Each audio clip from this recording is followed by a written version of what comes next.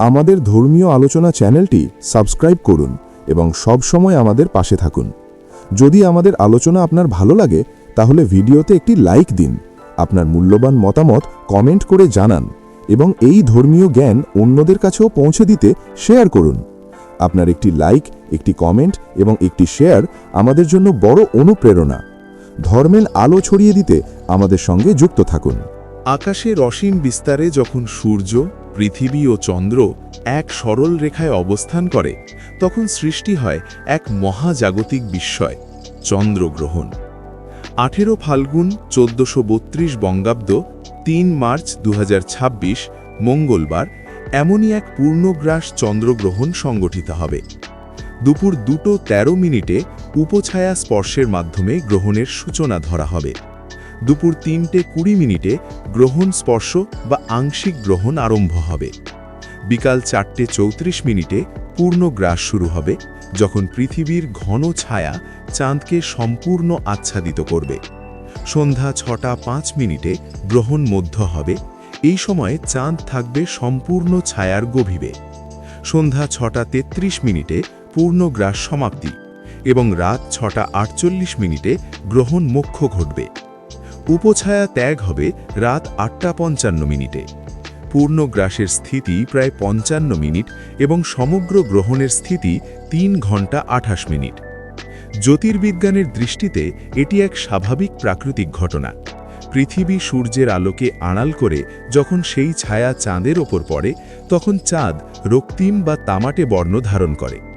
এই রঙের কারণ হল পৃথিবীর বায়ুমণ্ডল সূর্যের আলোকে ছেঁকে লাল অংশটিকে চাঁদের দিকে বেঁকিয়ে দেয়। ফলে পূর্ণগ্রাসের সময় চাঁদকে অনেক সময় রক্তচন্দ্র বলে মনে হয়। এখানে কোনো অলৌকিক শক্তির হস্তক্ষেপ নেই, এটি নিখুঁত জ্যোতির্বৈজ্ঞানিক গণনার ফল। তবুও মানব সমাজে চন্দ্রগ্রহণ কেবল একটি বৈজ্ঞানিক ঘটনা নয়, এটি আবেগ, বিশ্বাস, ধর্মীয় অনুভূতি ও জ্যোতিষশাস্ত্রের সঙ্গে গভীরভাবে যুক্ত। প্রাচীন ভারতীয় জ্যোতিষ মতে চন্দ্র মানুষের মন, অনুভূতি, জলের প্রবাহ, মাতৃত্ব, জনমত ও সামাজিক চেতনার প্রতীক। তাই পূর্ণগ্রাস চন্দ্রগ্রহণের সময় মানসিক আলোড়ন বৃদ্ধি পেতে পারে বলে ধারণা করা হয়। মানুষের আবেগ তীব্র হতে পারে, অকারণ উদ্বেগ বা অস্থিরতা দেখা দিতে পারে। অনেক সময় সামাজিক ও রাজনৈতিক ক্ষেত্রে উত্তেজনা বাড়ে বলেও বিশ্বাস রয়েছে। প্রকৃতির ক্ষেত্রেও কিছু প্রতীকী ব্যাখ্যা করা হয়। চাঁদ জোয়ার ভাটার নিয়ন্ত্রক, তাই গ্রহণের সময় সমুদ্রের জোয়ারে সামান্য পরিবর্তন ঘটতে পারে, যদিও তা সম্পূর্ণ প্রাকৃতিক নিয়মের মধ্যেই সীমাবদ্ধ। অতিবৃষ্টি, জলবায়ুর হালকা পরিবর্তন বা আবহাওয়ার অস্বাভাবিকতা নিয়ে নানা লোকবিশ্বাস রয়েছে, তবে বিজ্ঞান এগুলোকে সরাসরি গ্রহণের ফল বলে মানে না। রাশিচক্রের ওপর গ্রহণের প্রভাব নিয়ে জ্যোতিষশাস্ত্রে বিস্তর আলোচনা আছে। মেষ রাশির ক্ষেত্রে মানসিক চাপে সিদ্ধান্তহীনতা দেখা দিতে পারে। বৃষ রাশির জাতকদের পারিবারিক বিষয়ে সতর্ক থাকা প্রয়োজন। মিথুন রাশির জন্য যোগাযোগে ভুল বোঝাবুঝির সম্ভাবনা থাকে। কর্কট রাশির জাতকদের জন্য এটি বিশেষ সংবেদনশীল সময়, কারণ চন্দ্রই তাদের অধিপতি। আবেগ নিয়ন্ত্রণ জরুরি। সিংহ রাশির ক্ষেত্রে সামাজিক মর্যাদা ও দায়িত্বের প্রশ্ন সামনে আসতে পারে। কন্যা রাশির জাতকরা ভবিষ্যৎ পরিকল্পনা নিয়ে গভীর চিন্তায় পড়তে পারেন। তুলা রাশির সম্পর্কে সাময়িক টানাপোড়েন দেখা দিতে পারে। বৃশ্চিক রাশির ক্ষেত্রে দাম্পত্য সম্পর্কে সংযম প্রয়োজন। ধনু রাশির স্বাস্থ্যের দিকে নজর রাখা ভালো। মকর রাশির পরিবার ও সম্পত্তি সংক্রান্ত চিন্তা বাড়তে পারে। কুম্ভ রাশির জন্য মানসিক আত্মবিশ্লেষণের সময় এটি। মীন রাশির জাতকদের মন অত্যন্ত সংবেদনশীল থাকবে। ধ্যান ও প্রার্থনা শান্তি দেবে। গর্ভবতী মায়েদের ক্ষেত্রে সমাজে নানা বিশ্বাস প্রচলিত। বলা হয় গ্রহণের সময় বাইরে না বেরোনো, ধারালো বস্তু ব্যবহার না করা, ঈশ্বরের নাম জপ করা উচিত। এই বিশ্বাসগুলো প্রজন্মের পর প্রজন্ম ধরে চলে আসছে। তবে বৈজ্ঞানিকভাবে প্রমাণিত যে চন্দ্রগ্রহণের আলো বা ছায়া গর্ভস্থ শিশুর কোনো শারীরিক ক্ষতি করে না।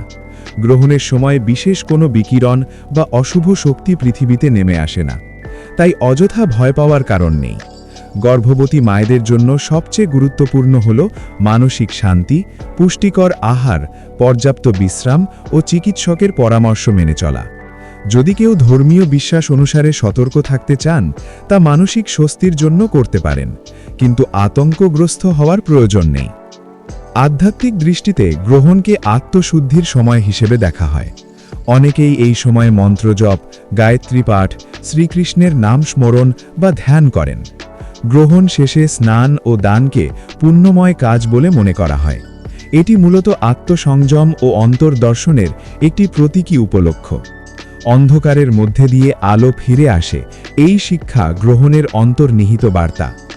চন্দ্রগ্রহণ আমাদের মনে করিয়ে দেয় যে বিশ্বব্রহ্মাণ্ড একটি সুসংগঠিত নিয়মে পরিচালিত। সূর্য, পৃথিবী ও চন্দ্রের নিখুঁত অবস্থান বদলালে আমরা যে দৃশ্য দেখি তা একই সঙ্গে ভয়ঙ্কর ও সুন্দর। অন্ধকারের মাঝেও লালচে চাঁদ জ্বলজ্বল করে, যেন সংকেত দেয় অস্থায়ী ছায়া কখনো স্থায়ী নয়। জীবনের দুঃখ, বিভ্রান্তি ও মানসিক অস্থিরতাও তেমনি সাময়িক।